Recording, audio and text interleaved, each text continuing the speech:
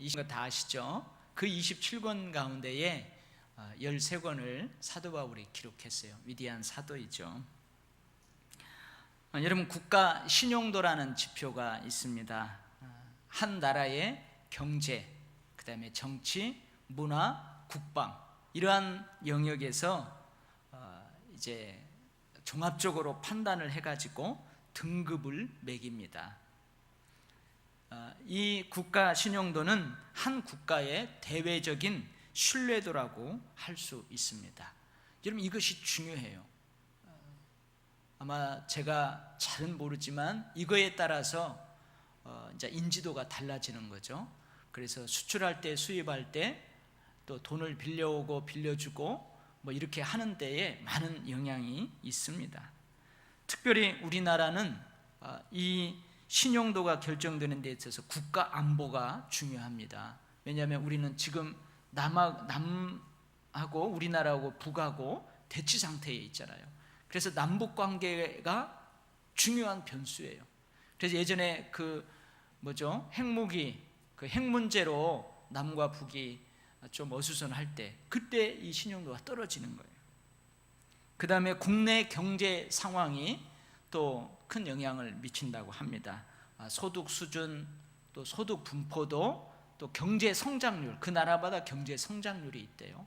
그리고 외환 보유고, 우리나라가 얼마나 이렇게 많이 외환을 가지고 있느냐, 이런 것들이 영향을 미치게 되고요. 제가 봤을 때는 가장 중요한 것인데, 또 한 가지가 그게 뭐냐면 정치랍니다. 정치.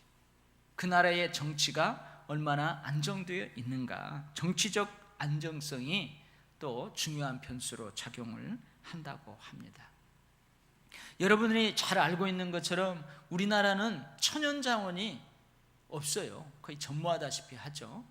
좀 땅속에 많은 자원들이 있으면 그거라도 팔아서 좀 어떻게 하는데, 거의 전무할 정도로 천연자원이 빈약한 나라입니다.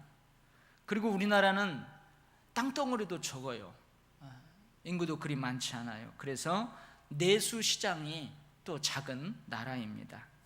여러분, 천연자원도 거의 없고 내수 시장도 작고 이런 나라는 무역 의존도가 높습니다. 그래서 2012년도 통계지만 우리나라 무역 의존도가 91.7%나 된대요. 매우 높은 것이죠. 그러면 이처럼 무역 의존도가 높은 나라는 뭐가 중요해요? 국가 신용도가 정말로 중요합니다. 여러분, 지금도 우리 메르스 바이러스 이 사태로 인해서 우리나라에 올 관광객들이 다 취소한다잖아요. 그러니까 항공, 숙박, 백화점, 여러 분야에서 지금 다 위축된 상태예요. 결국은 국가 신용도는 정치력이 가장 큰 변수입니다. 국정을 운영하는 국가의 최고 통치자의 지도력, 그리고 각 분야의 지도자로 국가의 최고 지도자를 보좌하는 사람들의 지도력이 중요합니다. 여러분들 각자 한번 대답을 해보세요. 지금 우리 국민들이 정부를 신뢰하는 정부 신뢰도가 얼마나 될까요? 여러분, 정부를 100% 믿고 있어요, 지금? 여러분, 정부의 시책에 대해서, 국정에 대해서 여러분 100% 신뢰합니까? 이 정도를 정부 신뢰도라고 해요. 근데 2014년 5월에 한 경제연구원에서 조사를 했는데, OECD라는 게 있어요. 이게 경제협력개발기구라고 그래요. 이 OECD 경제협력개발기구에 소속되어 있는 회원국들은 선진국이라고 할 수 있습니다. 34나라가 있어요. 근데 이 OECD 34나라 중에서 정부 신뢰도가 우리나라가 최하위권에 속한다는 거예요. 특별히 정부의 어떠한 시스템, 그리고 법 체계, 법 사법 시스템, 이런 것들을 국가 공적 시스템이라고 해요. 근데 이 부분에서 국민들의 신뢰가 절대적으로 부족한 것으로 조사가 되었답니다. 방금 말씀드린 것처럼 지금 우리나라는 메르스 바이러스 사태로 위축되어 있어요.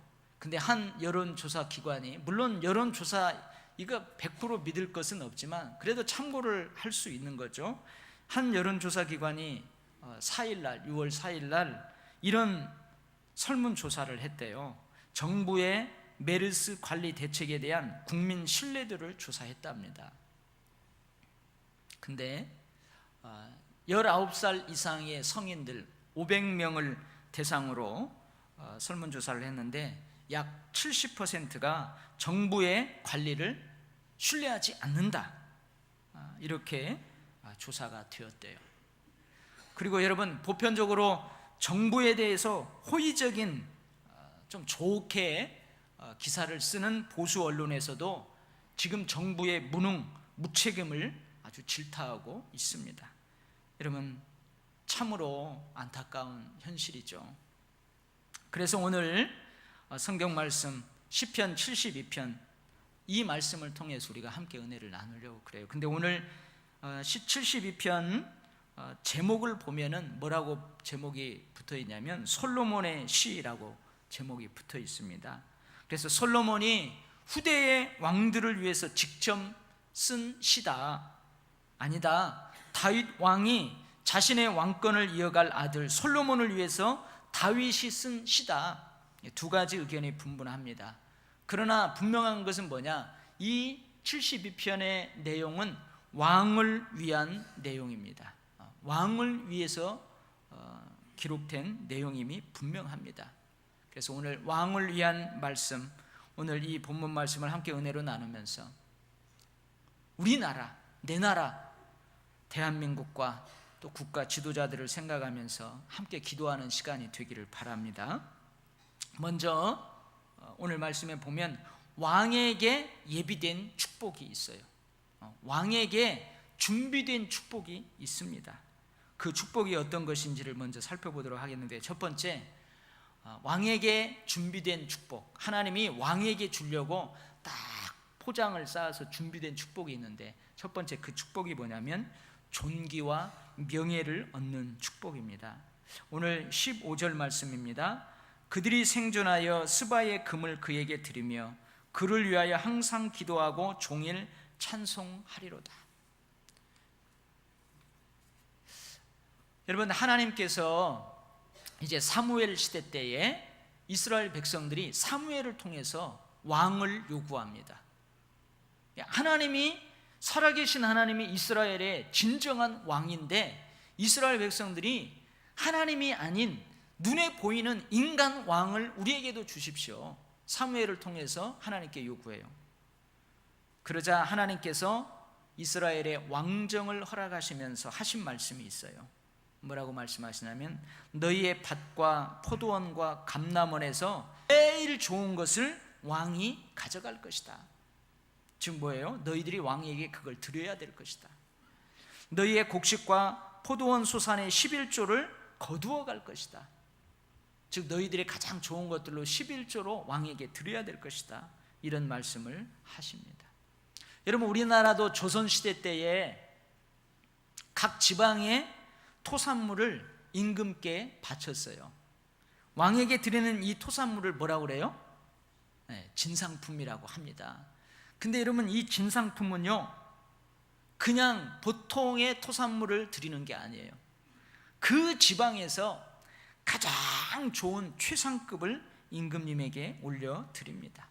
그래서 오늘 15절 말씀 스바의 금을 그에게 드리며 라는 구절에서 이 스바의 금은 진상품과 같은 것입니다. 가장 좋은 것을 왕께 드리는 것입니다. 때로는 왕에게 자원하여 기쁘게 감사함으로 가장 좋은 것을 드립니다. 때로는 정해진 의무에 따라서 가장 좋은 것을 드리는 거예요. 지금으로 말하면 세금이라고 할 수 있는 것입니다. 백성들이 가장 좋은 것을 왕께 드리고 세금을 거부감 없이 당연히 드리고 왕의 국정 운영을 적극적으로 지지하고 협력합니다. 백성들이 항상 왕의 건강과 왕의 통치적 지혜와 지도력을 위해서 감사하면서 하나님 앞에 기도합니다. 백성들이 왕을 칭송합니다. 칭찬합니다.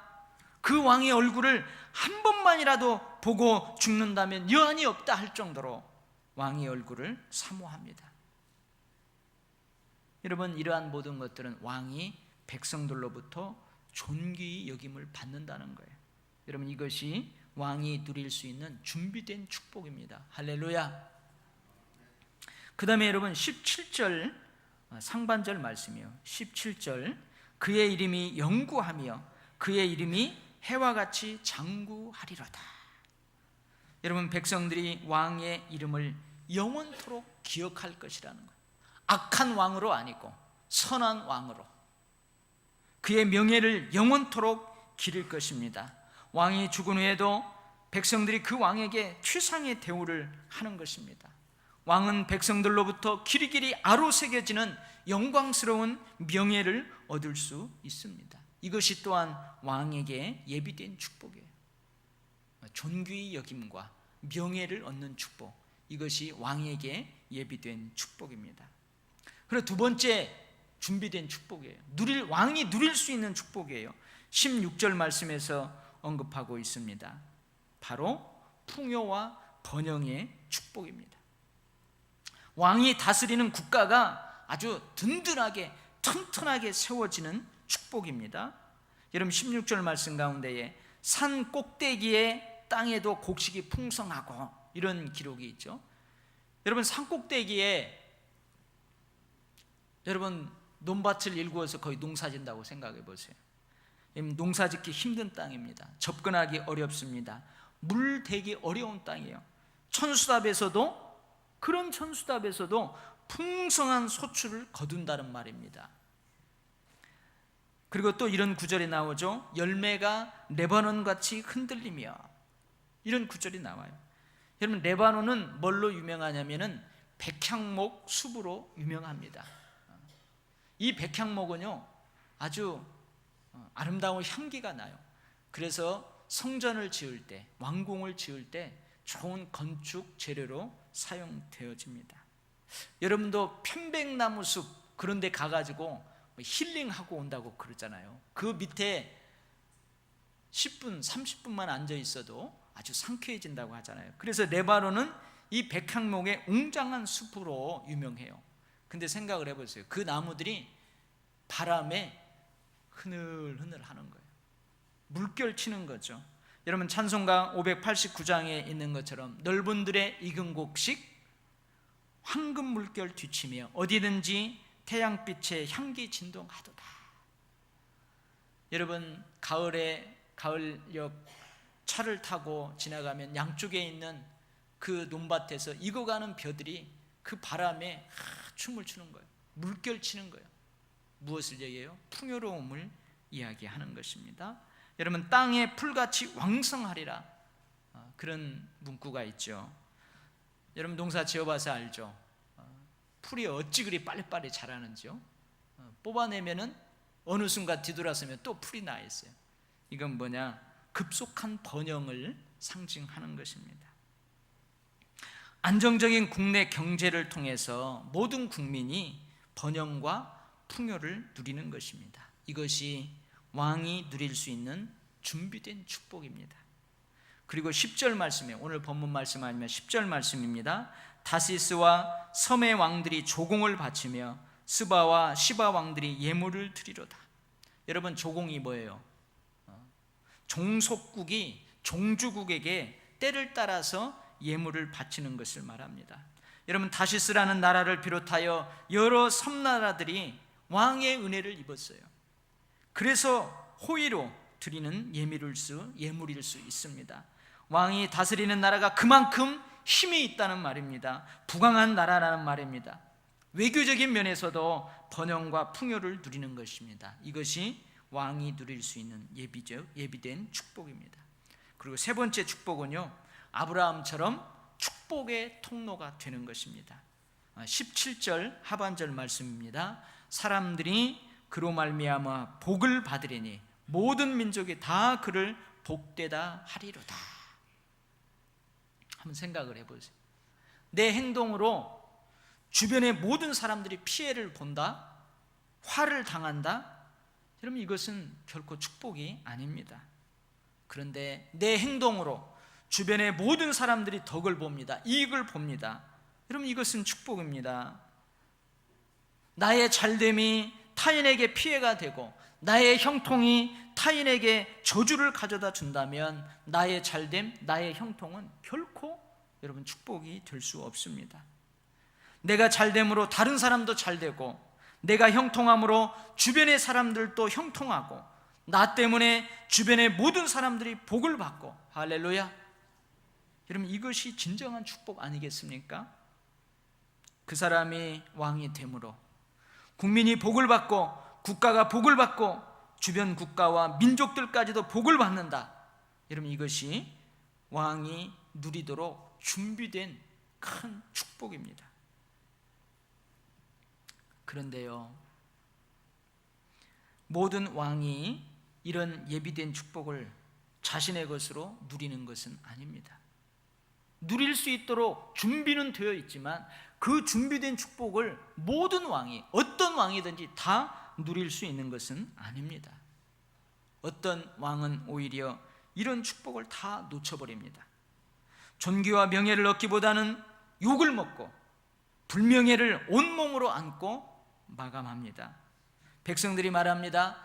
차라리 저 사람은 왕으로 세워지지 않았으면 더 좋았을 것을, 차라리 저 사람은 저 분야에서 탑 리더로 세워지는 그것을 차라리 안 했으면 좋았을 것을.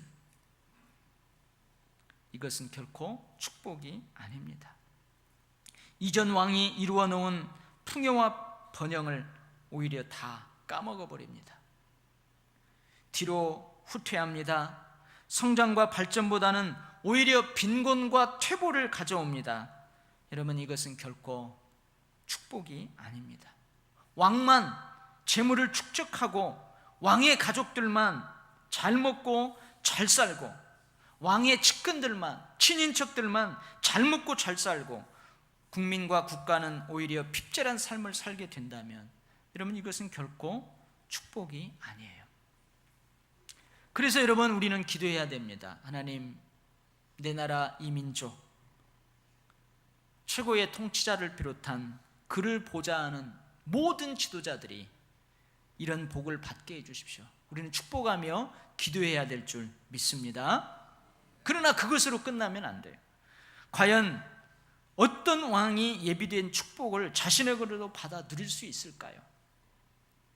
왕이 어떻게 정치를 해야 이런 예비된 복을 받아 누릴 수 있을까요?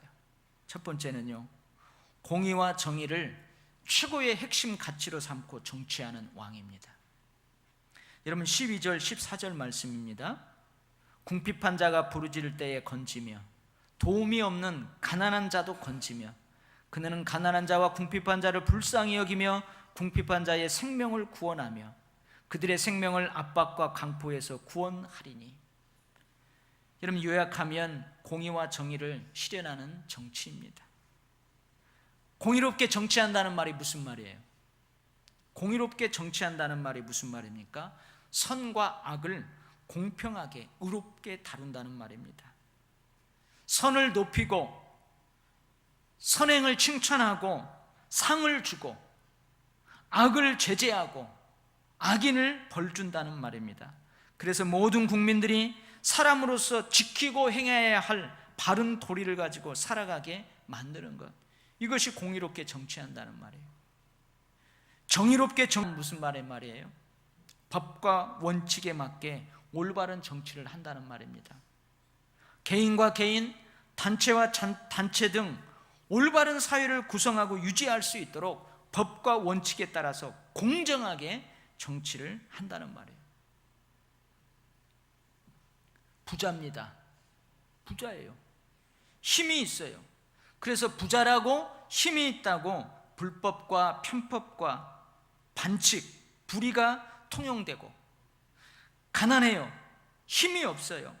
그래서 가난한 자, 힘이 없는 자라고 해서 억압, 손해, 억울함이 당연하고, 여러분, 이런 사회는 결코 공의로운 사회가 아닙니다. 이런 일들이 당연시되는 사회를 만드는 것은 바른 정치가 아니에요. 만약에 여러분들이 가난해요. 내가 힘이 없어요. 근데 가만히 보니까 힘 있고 부한 사람들은 불법을 하는 거예요. 근데 그것을 보면서 내가 이렇게 말합니다. 그래, 저 사람들은 저렇게 하는 것이 당연해. 돈이 있잖아, 힘이 있잖아. 우리가 하면 안 되지만 저 사람들이 하는 건 당연해. 여러분, 국민들이 이런 생각을 한다면, 그런 풍조가 사회에 만연되어 있다면 그건 바른 정치가 아닙니다. 왕이 바른 정치를 한다면 결코 이런 일들이 통용되는 사회가 되지 않습니다. 이것은 결코 공의와 정의를 기반으로 하는 통치력이 아닙니다. 가난한 자, 궁핍받지 않은 이유로 억울한 일을 당연한 것처럼 받고 압박을 받았다면, 억울함과 압박을 가하는 자를 벌해서 공의와 정의를 세우는, 그것이 바로 바른 정치를 하는 거예요. 여러분, 이렇게 악인들을, 불법과 편법, 반칙을 당연히 여기고 그렇게 행동하는 개인, 단체들을 법에 따라서 엄정하게 벌함으로 그런 자들이 법과 국가를, 공권력을 두려워하도록 여러분 정치해야 합니다. 그리고 반면에 성실하게, 정말로 성실하게 법과 질서를 지키는 자들은 국가 권력을 두려워할 필요가 없어야 합니다. 공권력을 두려워할 필요가 없어요. 오히려 성실하게 법과 질서를 지키는 자들은 국가 권력이 보호해 줍니다.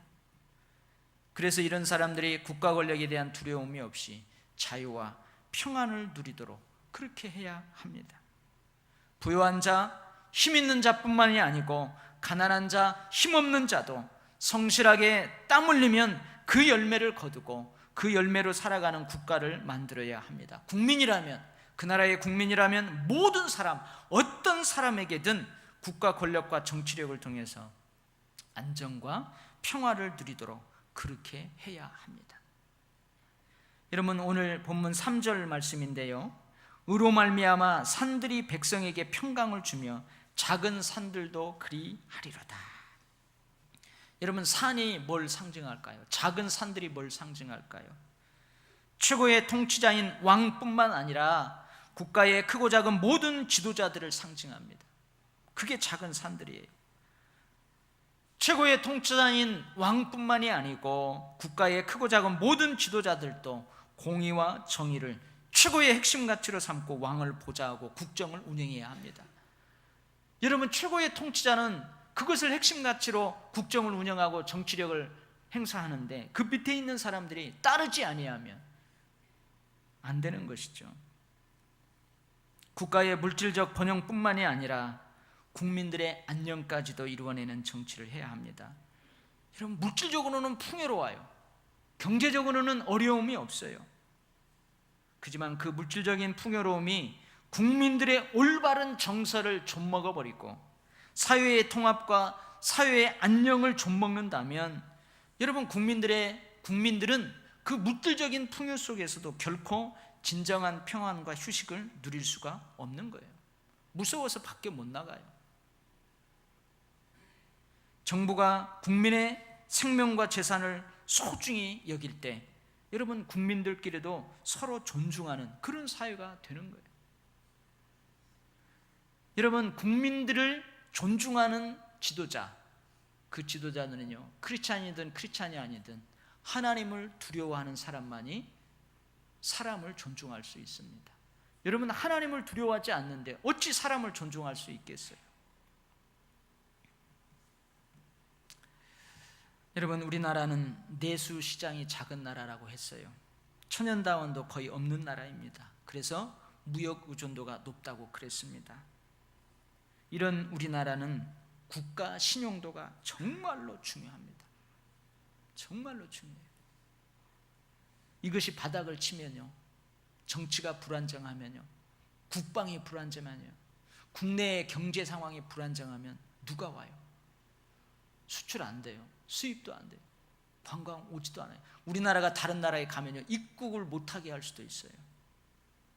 이런 국가 신용도는 결국 정치력에 가장 큰 영향을 받게 되어 있습니다. 국정을 운영하는 국가의 최고 통치자의 지도력, 그리고 그 각 분야에서 지도자가 되어가지고 최고 통치자를 보좌하는 그 사람들의 지도력이 중요합니다. 여러분, 우리는 뭘 할 수 있을까요? 우리 그리스도인들은 뭘 할 수 있을까요? 내 나라, 내 민족? 뭘 할 수 있을까요? 여러분, 저는 목회하는 거, 하나님의 말씀 전하는 거, 예배 드리는 거, 여기에는 내가 전문가일 수 있어요. 그러나 여러분, 정치에는 문외한입니다. 잘 몰라요. 국정을 어떻게 운영하는지 잘 몰라요. 여러분들도 대부분 마찬가지예요.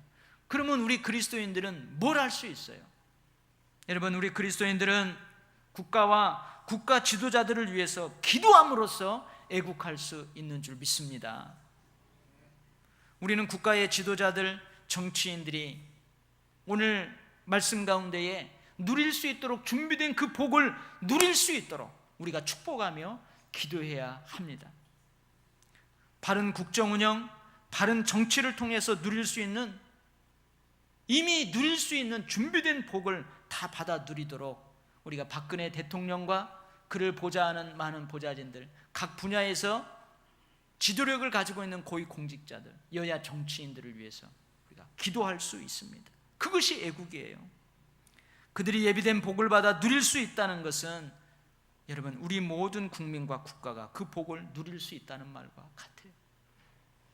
또한 여러분, 우리는 바른 정치를 해나갈 수 있도록, 바른 국정을 운영할 수 있도록 하나님의 공의와 정의를 강물처럼 이 땅에 편만하게 하는 정치를 해나갈 수 있도록 우리가 또한 기도해야 됩니다. 물질적인 번영과 풍요뿐만이 아니고 그 속에서 국민들이 바른 정서를 가지고 불미스러운 사건 사고 없이 그렇게 사회 안녕을 이루어낼 수 있도록 우리가 기도해야 합니다. 여러분, 6월은 호국 보훈의 달이에요. 6.25 전쟁이 6월 달에 일어났습니다. 그리고 일제강점기 때 60만세 운동이 6월 달에 있었습니다. 겨우 60여 년이 지났어요. 근데 우리나라 대한민국이 이렇게 잘 사는 나라가 되었습니다. OECD 34개 국가의 회원국이 되었어요.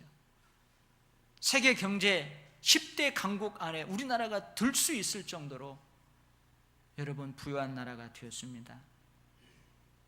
또한 그렇게 어렵게 절대 가난 가운데에서 신앙생활하던 우리 교회가 미국 다음으로 세계 각국의 열방에 선교사를 파송하는 선교대국이 되었어요. 여러분, 지구에서 가장 큰 교회가 우리 대한민국에 있다잖아요. 여러분, 이렇게 우리나라가 잘 살고 예수 믿기 좋은 나라, 선교 많이 하는 나라 수 있었던 것은 하나님의 은혜입니다. 그리고 순국 선열들, 순교자들의 희생이 있었기 때문입니다. 그리고 우리는 이들의 희생 정신을 이어받았습니다. 여러분, 인도의 마트마 간디 여러분 잘 아시죠? 초등학생들도 잘 알아요. 근데 그 간디가 망국론, 7가지 망국론에 대해서 이야기했어요. 그 중에 한 가지 이야기하면 종교, 희생 없는 종교, 국가를 망하게 한다는 거예요. 여러분, 우리가 순국 선현들, 순교자들의 그 희생 정신을 이어받은 신앙인들이에요. 여러분, 이런 우리나라 내 조국 대한민국이 지금 참으로 어려운 때입니다. 참으로 어려운 때예요. 어느 때보다도 믿는 우리들의 간절한 기도가 절실합니다. 여러분 보세요. 우리는 지금 메르스 바이러스 걸리지 않았잖아요. 그래서 이렇게 나와서 건강하게 예배 드리잖아요. 그러나 이것 때문에 여러분, 여기 사업체 운영하는 사업체, 가게들, 손님들이 줄어들잖아요. 내가 그것을 당하지 않았다고 해서 나에게는 여파가 없을 것이다. 아니에요. 믿는 사람이든 믿지 않는 사람이든 국가가 어려움에 처하면 그 영향력을 다 우리가 고스란히 겪게 되는 것입니다. 어느 때보다도 믿는 우리들의 간절한 기도가 절실합니다. 절대 가난 그 폐허 속에서 여러분, 예수 믿는 사람들이 산속 깊은 곳에 세워진 그 기도원에서 새벽마다 금요 심야 기도회마다 예배 때마다 때로는 금식하며 때로는 울면서 부르짖으며 이 나라와 이 민족을 위해서 그렇게 기도했잖아요. 6월 한 달만이라도 우리 대한민국 대통령과 보좌진들, 각 부처의 고위 공직자들, 여야 정치인들을 위해서 우리가 간절하게 기도하기를 바랍니다. 이 백성이 겸비하여 하나님 앞에 기도하면 이 땅을 고치리라. 주님이 이스라엘 백성들에게 말씀한 것처럼 우리 믿음의 사람들, 신앙인들이 돌아보며 겸비하고 하나님께 부르짖을 때에 하나님 이 땅을 고칠 줄 믿습니다. 퇴보하기보다는 우리 대한민국이 긍정적인 방향으로 더 성장하고 성숙하게 될 줄 믿습니다. 여러분, 교회의 이 기도, 우리 그리스도인들의 이 기도는 지금 하나님께서도 간절히 원하고 계시리라 믿습니다. 아멘. 예. 오늘은요, 우리가 함께 좀 기도하기 원합니다. 여러분, 이 시간 한번 가슴에 다 손을 얹어 보세요. 여러분, 국가가 어려우면 나만 잘 먹고 잘 살 수 없어요. 여러분, 우리가 뭘 할 수 있겠습니까? 기도할 수 있어요. 가슴에 손을 얹고 눈을 지그시 감고 저와 함께 통성으로 기도하는데요, 여러분 정말로 간절히 기도하십시오. 여러분 정말로 짧은 시간이지만 이 나라와 민족을 위해서 통치자들, 고위공직자들, 여야 정치인들을 위해서, 우리 국민들을 위해서 함께 기도합니다. 우리 주여 3번 크게 부르짖습니다. 크게 부르짖고 저와 함께 한 1, 2분만 나라와 민족을 위해서 기도하겠습니다. 주여! 주여! 주여! 하나님 아버지, 이스라엘 백성들 그 국가에 어려움이 있을 때마다 미스바 광장에 모여 그들이 금식하며 나팔을 불며 하나님 앞에 부르짖었던 것처럼, 하나님 아버지, 오늘 우리 토요일교회 비록 적은 숫자가 모였지만 하나님 아버지, 우리가 간절히 이 나라와 민족을 위해서 기도합니다. 하나님 불쌍히 여겨 주시옵소서. 하나님, 느헤미야가 조상들의 죄악을 내 죄악으로 고백하며 그렇게 기도하였던 것처럼 하나님 아버지, 우리의 죄악으로 고백하며 아버지 하나님 이 나라와 민족을 위해서 기도합니다.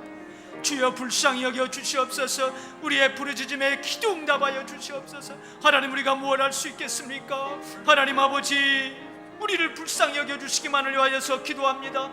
정말로 역사의 주인이신 하나님께서, 생사화복의 주인인 하나님께서 절대 가난 가운데에서, 전쟁의 폐역 가운데에서도 하나님 아버지 교회를 세워주셨고, 하나님 아버지 순국 선열들과 순교자들의 희생을 통해 하나님 신앙인들의 금식하며 부르짖는 그 부르짖음의 기도를 통하여서 이 땅을 지키시고 이 땅을 인도하였던 것처럼 하나님, 우리가 지금 기도합니다.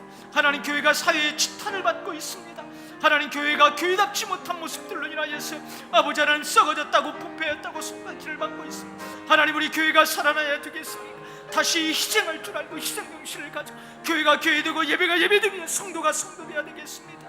하나님 아버지, 그래서 우리가 하나님 앞에 하나님 온 국가의 문제들, 어려움들을 가슴에 끓고 기도할 수 있게 하여 주셔서 하나님, 우리가 기도하는 그 기도를 보고 하나님께서 이 땅의 모든 것들을 고치시며 회복시키시기를 원합니다.